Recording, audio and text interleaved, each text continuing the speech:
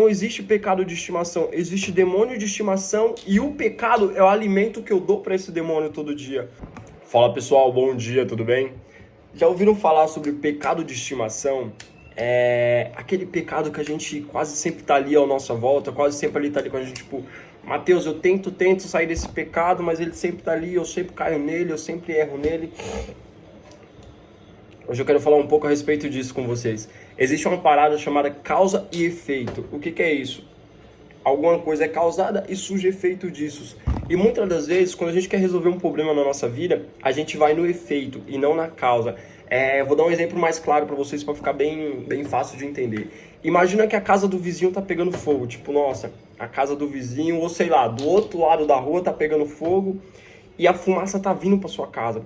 Aquela fumaça tá vindo forte para sua casa e você pega vamos dizer o que, você pega um ventilador, coloca ali na janela para expulsar a fumaça para fora.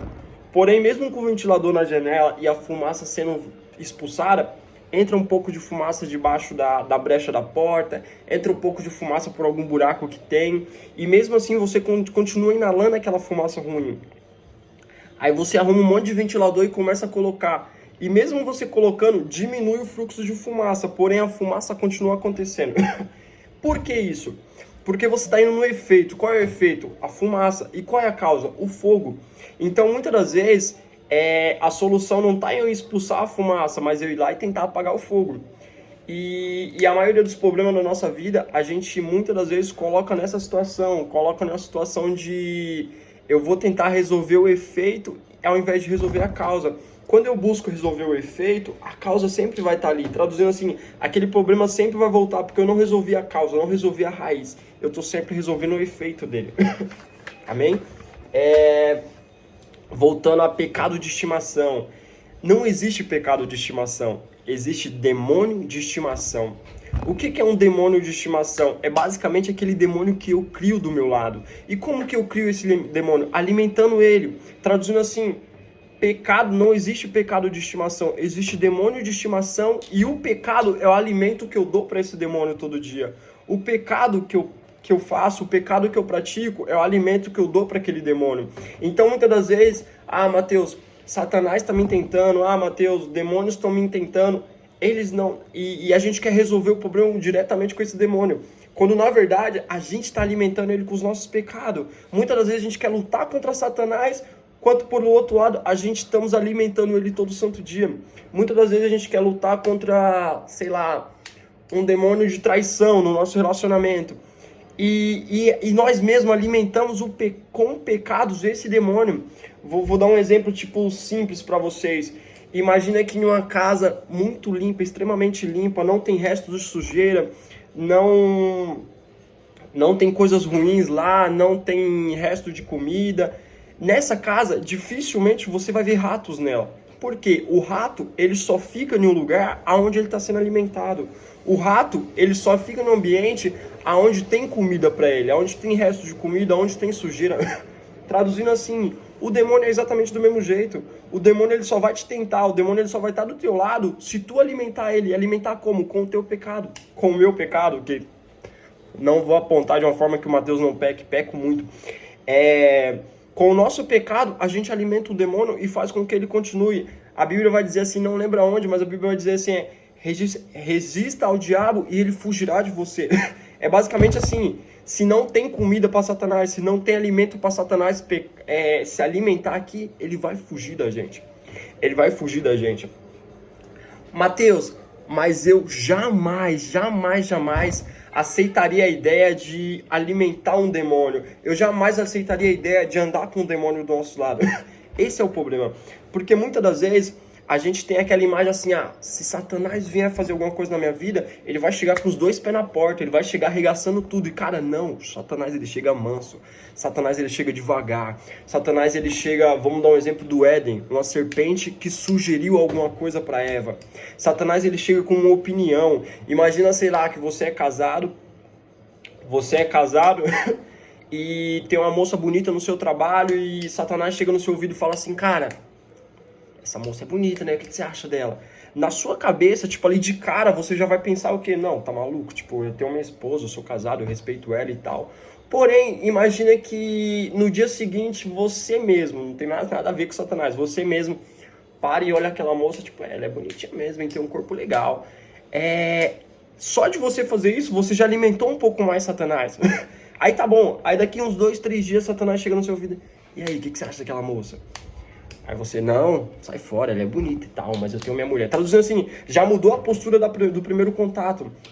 Aí você continua, você procura aquela moça no Instagram, você curte uma foto, você começa a bater um papo com ela, até chegar um ponto que você alimentou tanto aquela sugestão que Satanás deu pra você, um ponto, que vai chegar um dia que ele vai chegar no seu ouvido e vai falar, e aí, o que você acha?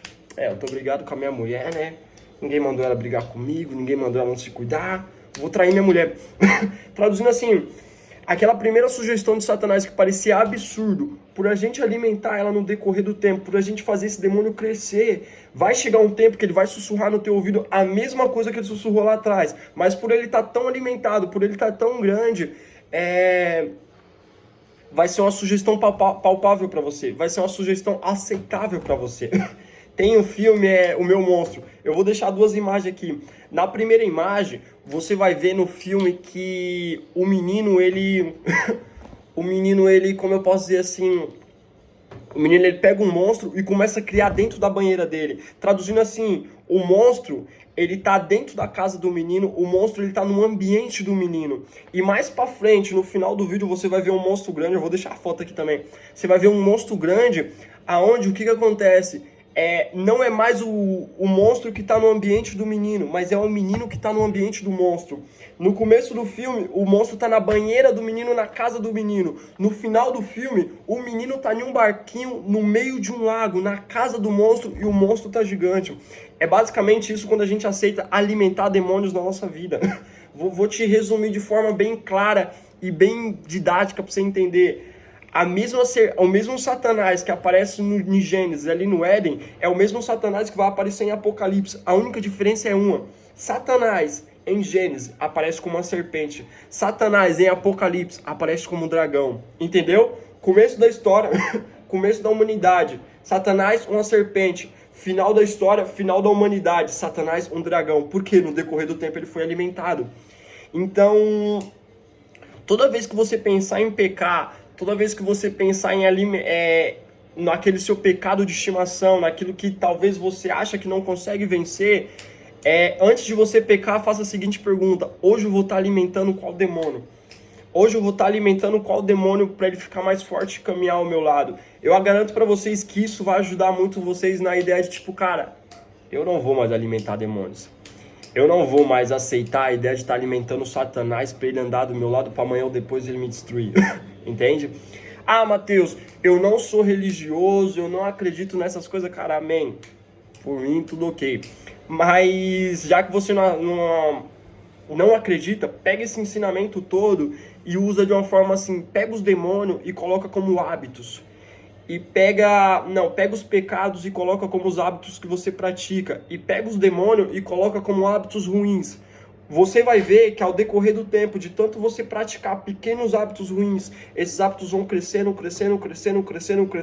a ponto da manhã ou depois, esses hábitos que começou pequeno, por eles estar tão grandes, eles te autodestruir. Então, Mateus, eu não acredito em religião, eu não acredito em Satanás. Bom, vamos usar a lógica. Hábitos ruins. De tanto alimentar hábitos ruins, amanhã ou depois eles podem me destruir, amanhã ou depois eles podem destruir meu casamento, amanhã ou depois eles podem destruir minha relação, minha família. Simples, fechou? Então pega ensinamento e guarda pra você. A mesma serpente de Gênesis é a mesma de Apocalipse. A diferença é que Gênesis ela é uma serpente, em Apocalipse ela é um dragão. Amém? Um abraço pra vocês.